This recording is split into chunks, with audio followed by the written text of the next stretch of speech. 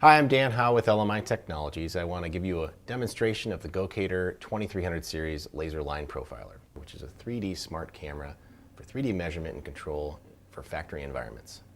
Now, the laser line profiler is a product from our smart 3D sensor families, and this particular line profiler has a 1.3 megapixel imager in it and gets high resolution, high speed scans for profiling and for surface generation.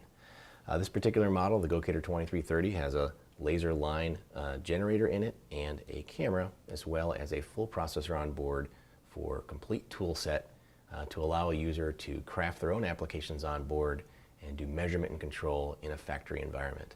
So let's get started. We're going to set up a gantry and start scanning. Okay, so we've got the sensor mounted to the gantry at a position where the proper standoff is set up to the far end of the measurement range. And on the gantry we've got some wheels, including this wheel having an encoder on it so that we can track our motion when we do scanning. It's connected through a small connection device and Ethernet into my laptop here. One great thing about the Gocator is that you don't need any separate software to program it. It works off of a browser-based software, so any standard browser would allow you to set up your Gocator. So let's get started. Okay, so we've mounted the sensor on the gantry, we've assembled the gantry, and now we're ready to start scanning. I've got a browser window open. In this case, I've got Firefox open, and we just need to open up a new tab. And I'm going to put in the IP address of the sensor, which is a standard IP address that we ship it with. Users can change that IP address to whatever they like. And here's the login screen. Once inside the user interface, I have a number of screens to go through in chronological order. This is the manage screen where the users can change their IP addresses, set passwords. We have areas where you set up job files, save job files, as well as upgrade firmware, things like that. Then there's the scan screen. The scan screen is a screen where the users can optimize the scan, change exposure, change speeds, things like that to get profile scans. There's a model screen, which is for pattern matching when needed, and a measure screen. So once the scans are optimized, the users can then now use the measure screen to create profile tools and surface mode tools.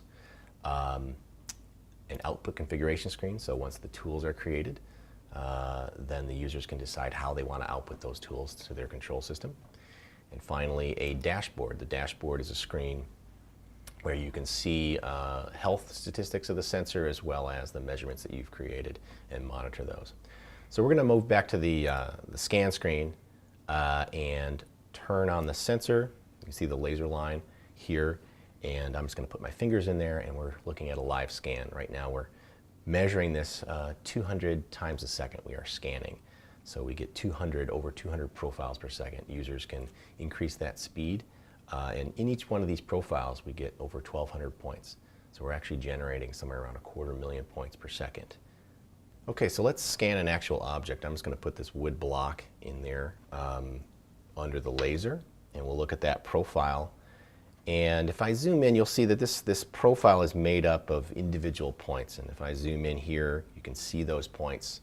They are separated with this particular model by 44 microns, which is the X resolution of this Gocator 2330. And you can see if I zoom very, very far in, those points are kind of moving around. That is within the noise band of the sensor, which is, in this case, about 10 microns.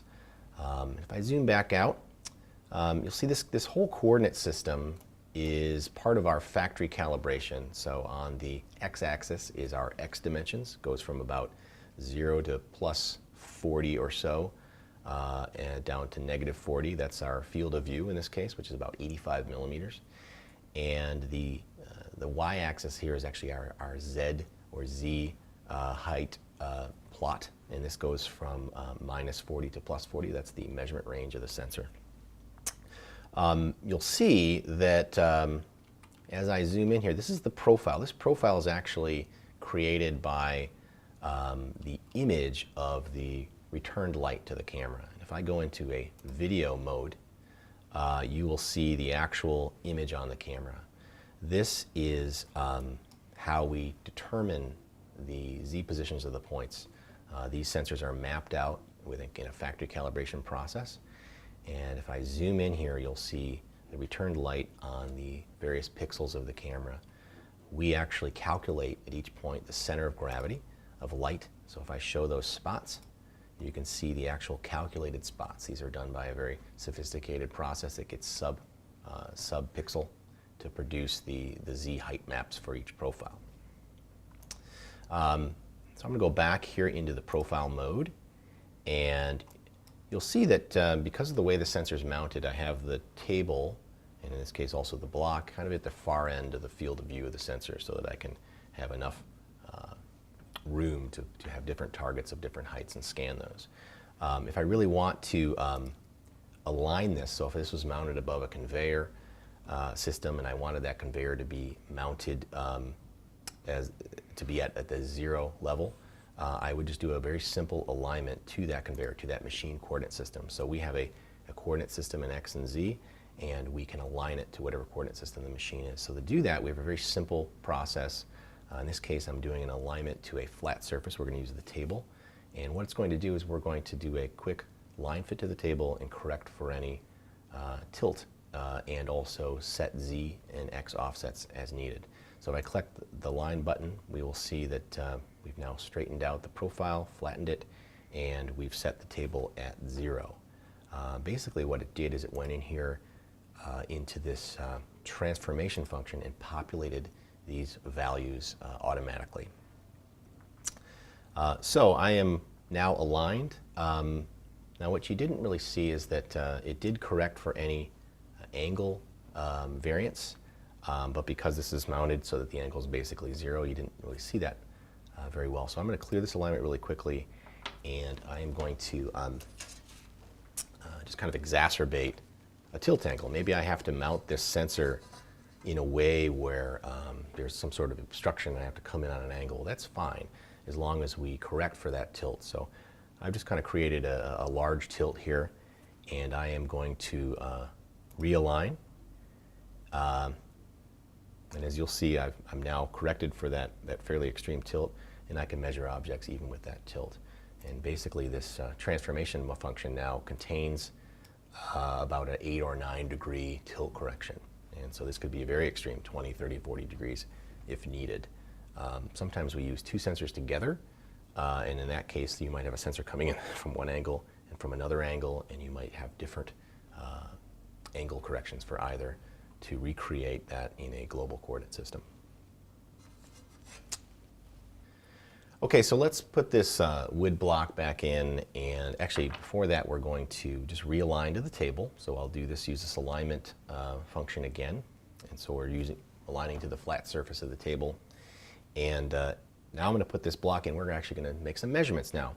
So in this scan screen we can actually change a lot of the parameters. So currently I'm going 200 profiles per second, but we can increase that. We increase that by either windowing or subsampling, and I can show you that a little bit later. Right now 200 hertz profile rate is just fine.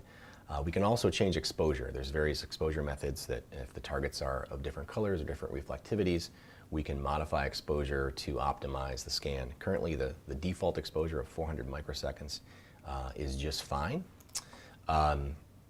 We can also do some profile filtering, which I don't really need to do here, but I can filter this profile to improve the results as I see fit. But this current profile we have on the block is just fine. We're going to use this and go to the measure screen. And so I am in what's called the profile mode. So in the profile mode I have a tool set for what we call profile tools, and there's a drop-down menu. I can choose a wide array of tools. In this case, let's create a block height tool. So this is going to be a tool that measures the height of this block relative to some datum, and this datum in this case is going to be the table. So I'll select the profile dimension tool, add that tool, and now you'll see I have 2 feature boxes, feature box 1, F1, and feature box 2, F2. We're going to get the relative height difference between these 2 features. So feature box 1, we're just going to change its size. We're going to drag it over here to the table, and in that feature box, first of all I'm going to select height. in this tool. And in that feature, I can pick in this region of interest that I've selected the maximum Z, the minimum Z, the average Z.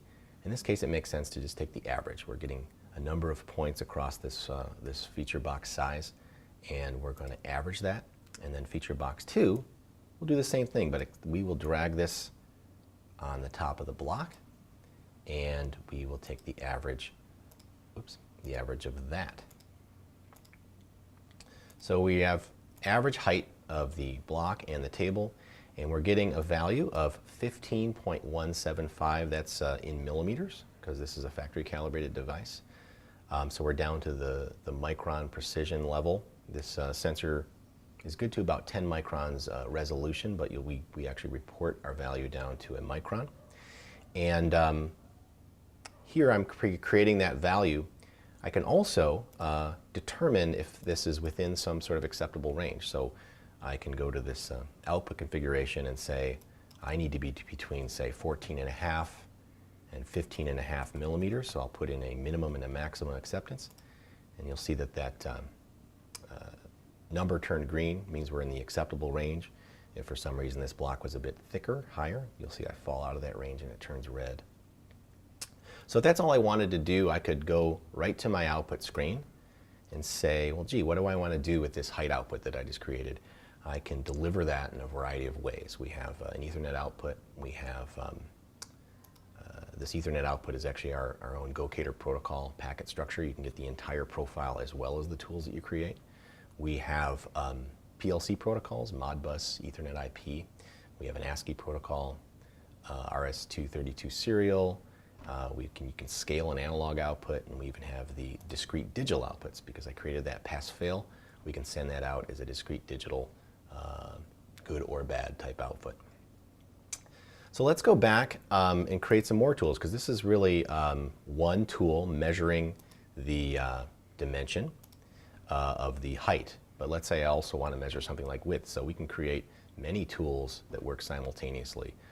You'll see up at the top there is a CPU percentage. Right now it's at 17%. This is the processor on board the sensor, and I just have to monitor that. There's plenty of CPU power, but as I create tools or I change the speed of my sensor, that number may rise, and I have to just monitor that. And once I start to get up near 100%, that's starting to hit the limit of the processing capability on board the sensor. Now LMI has a new feature coming out soon called the accelerator, the Go accelerator, which allows users to offload processing to a PC-based environment, which will allow more processing. So if you have a limitation of the sensor processing, you can augment processing by using a computer to do that. So let's create a width tool as well. So I've got this height tool. I can actually name this tool what I want. So we're going to call it block height. And we're going to create a second tool. So I'm going to go back, create profile dimension, and I'm going to add another tool. And I'm going to call this one block width. So I'll type in block width. And for this tool, we'll use these same feature boxes, but we will put one on the left side. And in this case, I will grab the min X, so that'll be the far left point. And in the feature box 2, I'll drag it near the right side. And I'll I'll use max X as the feature. So you can see now I'm measuring the width of the block. You'll also notice I don't see the sides of the block. And the reason I don't see the sides of the block is that I have a fanned laser, and it creates shadows there. That's what we call occlusion. So we can't quite see the sides of the block unless I use two sensors coming in from angles, what we call a buddy system. And we have capabilities inside the sensor to allow users to connect two sensors. But in this case, with a single sensor, I won't see the sides of the block. But I can see the corners here and measure the width. So here I've got a width of 29.612 millimeters. Again, similarly, I can put in pass-fail criteria. So I'll say I need to be between, say, 29 and 30. And that turns green. And so now these two tools are measuring. We have the height measurement, 15.152, and the width measurement, 29.612. And if I go back into my output screen, you'll see these two values show up where I can include those in my output, whether it's in the Gocator Ethernet output, or if I go into the Ethernet IP PLC outputs, there is a map here showing the registry number and where to grab those values. I can choose to grab the actual measurement values in millimeters, and I can grab the decisions as needed. Okay, so I'm going to create one other tool, and I want to explain a thing about aspect ratio. As I mentioned, these sensors are factory calibrated, which means that the cameras are mapped, the pixels are mapped through our calibration process so that we know where every pixel is in real-world coordinates. So in my measurement tool, I have block width, I have block height. But one of the nice things is the fact that because we are measuring profiles, that we can correct for tilt in that profile. So I'm measuring the block width, but if I tilt this block, you will see basically we're only going to measure the x to x width, which means tilt will actually reduce the value. So if I want, instead of having a width measurement, I can use what's called a distance. And this distance tool will actually incorporate the tilt into that measurement and keep it correct. That's one of the nice things about measuring in 3D versus 2D. So with 2D vision, if I were to measure the block of this, I could potentially measure the width of this block with a 2D camera. However, I would have issues with aspect ratio. And so if I raise these feature boxes up, what you'll see is that my width will not change as I get near the sensor or get near the near field area. We're going to maintain that distance measurement. If I were using a traditional 2D camera, we would actually measure a greater width in the near field than we would in the far field, just based on aspect ratio. Otherwise, you'd need something like a telecentric lens. So the distance measurement and the fact that we have a factory calibrated environment means that we can measure that width distance no matter where we are in the field of view. One thing that you might have a problem with is if you were trying to measure the width of this block and for some reason you didn't quite know where that block was. Let's say these were coming down a conveyor and the block might be in the center of the conveyor, maybe it's on the left side or the right side. These tools that I've created, these feature boxes, may not be in the correct spot. And that's why we have a very easy to use anchoring system. So what I can do is any tool that I create can be used as an anchor. So I'm going to create a tool called Profile Position, and I'm going to create this for the specific purpose of creating an anchor.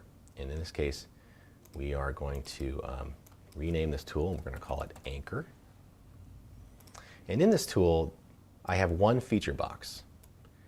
And with that feature box, I am going to pick a feature that I want to use as my anchor. In this case, I'm going to select an X position, and I'm going to select min X. This means that the far left side of this object will be used as an anchor to anchor all the other tools to for my width and height measurement. So if I select this, I've created a tool basically that has an X output. In this case, it's minus 13.2 millimeters or so. This is actually the location within our coordinate system of where this is. So if I move this around, you'll see I'm at 0, I'm at plus. It's just tracking the edge of the object.